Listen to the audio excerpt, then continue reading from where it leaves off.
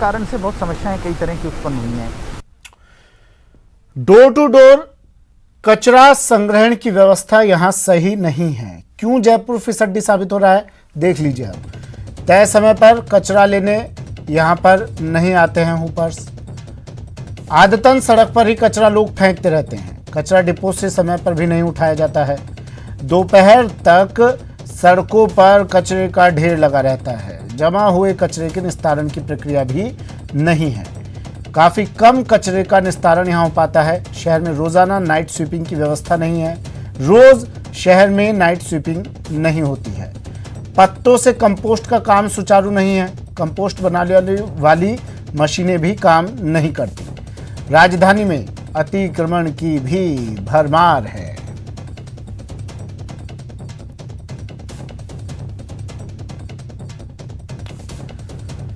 तो क्या वजह है, क्यों नहीं जयपुर बाजी मार पा रहा है? बाजी तो छोड़िए, बहुत दूर की बात है। टॉप 10 में भी जयपुर जगह नहीं बना पा रहा है। क्यों हम स्वच्छ नहीं हैं, क्यों हम साफ नहीं हैं, जबकि प्रधानमंत्री भी कई बार कह चुके हैं इस बात को, सफाई अभियान चला चुके हैं, बावजूद उसके जयपुर क्यों पिछड़ रहा है इस मामले में? ये कारण देख लीजिए टीवी स्क्रीन पर। ये कारण हम बार बार, ये वजह हैं हम बार बार बता रहे हैं, लेकिन इस और कोई ध्यान नहीं दिया जाता है। एक बार फिर से देख लीजिए, डोर टू डोर कचरा संग्रहण की व्यवस्था है लेकिन सही नहीं है। मॉनिटरिंग सही नहीं हो पाती है उसकी। तय समय पर हुपर्स कचरा लेने नहीं आते हैं। लोग इंतजार करते रहते हैं लेकिन समय पर कचरा नहीं लेने आते हैं। और लोगों की भी थोड़ी लापरवाही है। लोग आदतन कचरे को सड़कों पर फेंक देते हैं। जिम्मेदारी आम इंसान की भी है। सारी जिम्मेदारी सरकार की नहीं है, प्रशासन की नहीं है, व्यवस्था की नहीं है। आम इंसान की भी कुछ जिम्मेदारियां हैं। वो अगर अपना ले, वो अगर फॉलो करने लगे तो शायद ऐसी व्यवस्था ना हो, कचरा ऐसी तस्वीर ना दिखाई दे। कचरा डिपो से समय पर कचरा नहीं उठाया जाता है।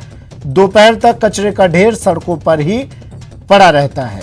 निस्तारण की प्रक्रिया नहीं है कचरे की, और काफ़ी कम कचरे का निस्तारण हो पाता है।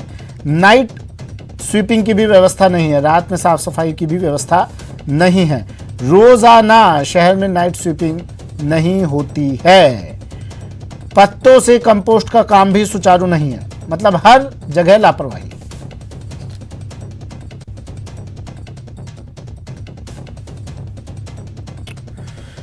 चलिए, दीपक व्यास और महेश दाधीच मेरे सहयोगी हमारे साथ सीधा जुड़ गए हैं। सबसे पहले दीपक, एक बार पूरी डिटेल बता दीजिए और ये भी साथ में बता दीजिए क्यों जयपुर पिछड़ रहा है।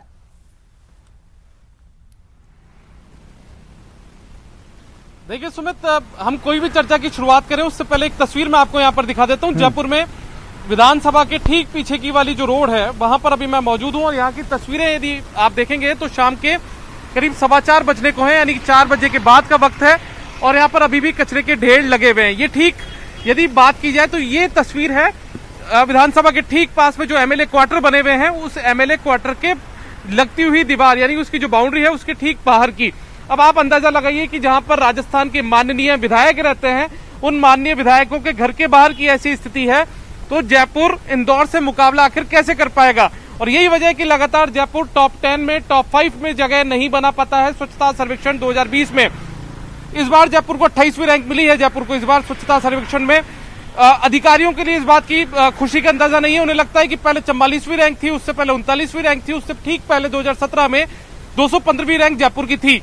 लेकिन यदि आज की बात की जाए तो वो इस बात को लेकर खुद की पीठ थपथपा रहे हैं कि उनकी 28वीं रैंक आ गई है। लेकिन यहाँ पर खुश होने की बात नहीं है, बल्कि एक चिंता का विषय कि लगातार आप सफाई व्यवस्था दुरुस्त रहने की बात करते हैं, लेकिन बावजूद इसके टॉप 10 में जगह जयपुर नहीं बना पाता है, इंदौर का मुकाबला नहीं कर पाता है, और लगातार इंदौर चौथी बार भी स्वच्छता सर्वेक्षण में नंबर 1 बन जाता है। यदि बात लापरवाही की जाए, बात की जाए कि आखिर क्यों जयपुर सफाई के अंदर पिछड़ता है, तो उसका सीधा सबसे बड़ी बात जो है वो ये है कि शहर के अंदर जो सफाई व्यवस्था है वो काफी बद से बदतर है। डोर टू डोर सफाई व्यवस्था की शुरुआत जयपुर में हो चुकी है, लेकिन जो बीवीजी कंपनी है जिसके पास डोर टू डोर कचरा संग्रहण का काम घरों से करने का है, वो कचरा संग्रहण करने के लिए समय पर नहीं पहुंचती है। कभी हुपर जो जयपुर के इलाकों के अंदर सुबह 9 बजे पहुंच जाएगा, कभी सुबह 11 बजे तक जो हुपर है वो कचरा लेने के लिए नहीं पहुंचता है। इसके ठीक यदि आप बात की जाए तो जो डिपो से कचरा उठाने का काम है वो नहीं उठा पाते हैं समय पर नगर निगम के वाहन।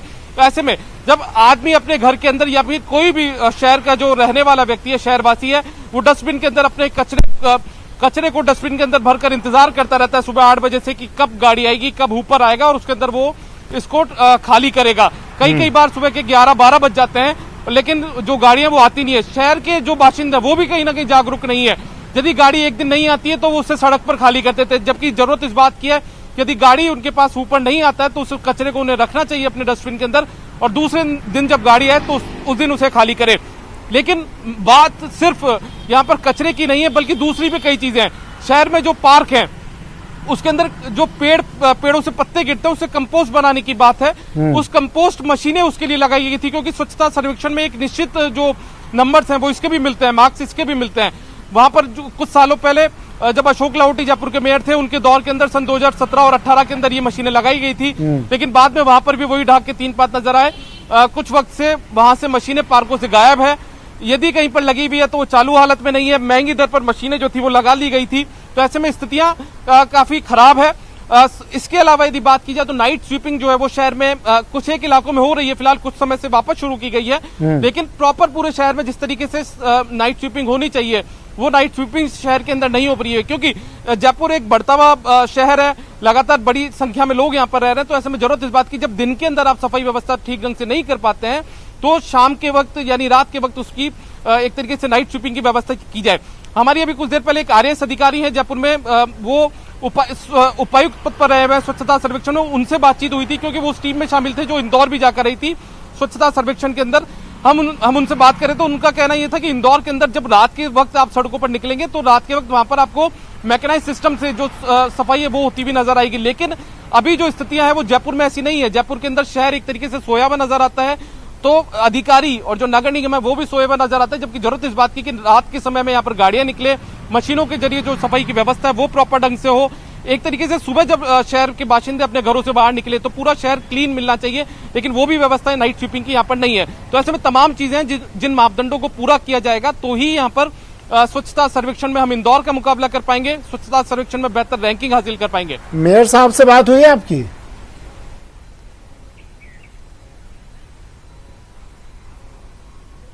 देखिए जयपुर में फिलहाल अभी मेयर कोई नहीं है क्योंकि बोर्ड वर्तमान में है नहीं जयपुर, जोधपुर और कोटा में, क्योंकि 1 से 2 नगर निगम बना दिए गए थे। तो पूर्व मेयर विष्णु लाटा, माफ कीजिए, पूर्व मेयर विष्णु लाटा जी से 2 पार्ट में बांटा गया, उसमें ग्रेटर नगर निगम के जो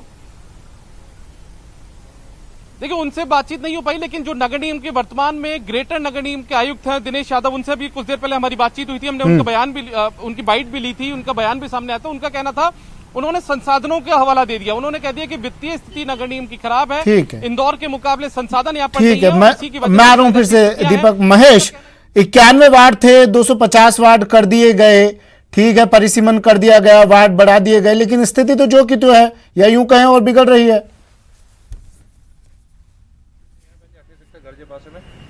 देखिए बिल्कुल जैसा कि दीपक बता रहे हैं कि जयपुर हेरिटेज और जयपुर शहर की, जैसे कि आपने कहा कि 2 नगर निगम हो गए हैं और उसके बाद में भी जो स्थितियां हैं वो कमोबेश ऐसी ही बनी हुई है।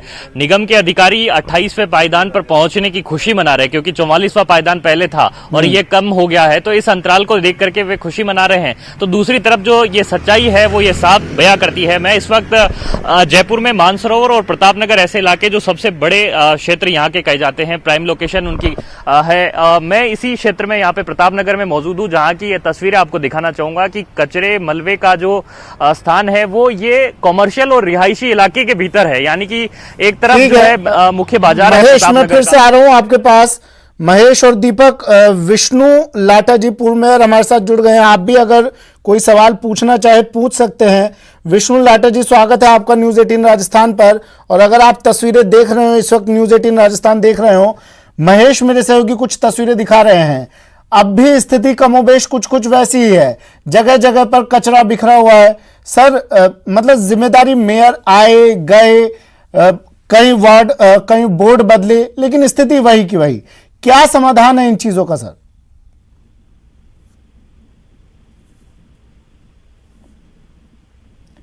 विष्णु जी, आवाज सुन पा रहे हैं आप मेरी?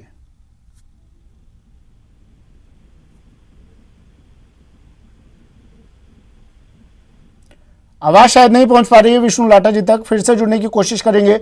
महेश, आप अपनी बात जारी रखिए और तस्वीरें भी दिखाते रहिए जो दिखा रहे थे आप। जी बिल्कुल, देखिए सुमित, कचरे की तस्वीरें अक्सर टीवी पर देखने में अच्छी नहीं लगती है, लेकिन ये सच्चाई है, इसलिए हमें आज ये दिखाना पड़ रहा है कि किस तरह से गंदगी और दुर्गंध में जीने का जो लोग है वो यहाँ पर मजबूर हो रहे हैं। प्रतापनगर का ये इलाका है। ऐसी कई तस्वीरें आपको जब जयपुर शहर में आप निकलेंगे तो आपको पता चलेगा कि किस तरह से जगह जगह कचरा फैला नजर आता है। जैसा दीपक बता रहे थे कि सुबह हुपर समय पर नहीं पहुंचते हैं, डोर टू डोर कचरा संग्रहण नहीं हो पाता है, और शाम तक भी जो कचरा है वो बिखरा हुआ सड़कों पर आमतौर पर नजर आता है। आवारा पशु उस पर मंडराते दिखाई देते हैं। कुछ स्थानीय निवासी हैं जो यहाँ पर कई बार निगम को शिकायतें देते रहते हैं, लेकिन उनकी शिकायतों पर कुछ हुआ नहीं है। आपसे जानना चाहूंगा किस तरह की समस्या है इस इलाके में। सर, पहले आज साल भर पहले तो फिर भी गाड़ी आती थी कचरे की, टाइम पे कचरा उठता था, शिवपुर भी आता था, पर साल भर से तो ये पता ही नहीं निगम है या नहीं है, कर्मचारी आते भी नहीं है। हर जगह आपको मैंने बाजार में भी देखा है, बाजार सेक्टर 8 में बाथरूम, सरकारी बाथरूम बना हुआ, वहाँ भी पूरा यही हाल है, और पूरे प्रतापनगर में कचरे का ढेर बना हुआ। प्रतापनगर इस इलाके की क्या समस्या है? ये समस्या काफी समय से चल रही है। बिल्कुल, पहले और ये समस्या कमोबेश सिर्फ एक जगह नहीं है, तमाम पूरे शहर में, और अब जयपुर की बात नहीं करें, पूरे राजस्थान में लगभग ऐसी ही तस्वीरें सामने नजर आती हैं। शुक्रिया महेश तमाम जानकारी के लिए, तस्वीरें दिखाने के लिए। दीपक, आपका भी शुक्रिया। बुलेटिन में अब दिखाएंगे आपको मरुधरा में उठी एमपी जैसी मांग।